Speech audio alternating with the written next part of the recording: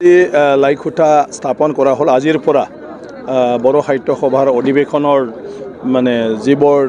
stage পেণ্ডেলকে আৰম্ভ কৰি বিভিন্ন ধৰণৰ ইয়াত মানে থকা মেলা আৰু এক্সিবিশ্যন এইবিলাকৰ যি কৰণীয় কাম সেইটো আজিৰ পৰা আৰম্ভ হ'ব আৰু এইবাৰ তামোলপুৰৰ বড়ো সাহিত্য সভা মানে বেছিকৈ গুৰুত্বপূৰ্ণ হৈছে কাৰণ ভাৰতৰ ৰাষ্ট্ৰপতি ডাঙৰীয়া ইয়াত আহিব ৰামনাথ কোবিন্দজী গতিকে সেই হিচাপে যিমান আগে পিছে বড়ো সাহিত্য সভাত মানুহে আগভাগ লৈছিলে এইবাৰ বেছিকৈ আগভাগ লোৱাৰ কাৰণে মানে ইচ্ছা হ'ব আৰু সেই হিচাপে ইয়াৰ মানে মানুহৰ সমাগম বহুত বাঢ়ি যাব গতিকে সেই হিচাপে যাতে কোনো মানুহে ইয়াত অসুবিধা নাপায় ইয়াৰ কাৰণে গোটেই সুব্যৱস্থা কৰিব লাগিব আনফালেদি এইটো এটা বাৰিষাৰ দিনৰ কনফাৰেন্স হৈ গ'ল এপ্ৰিলৰ লাষ্ট গতিকে কেতিয়াবা ধুমুহা কেতিয়াবা বৰষুণ এইবোৰো সমস্যা থাকে সেইটো যাতে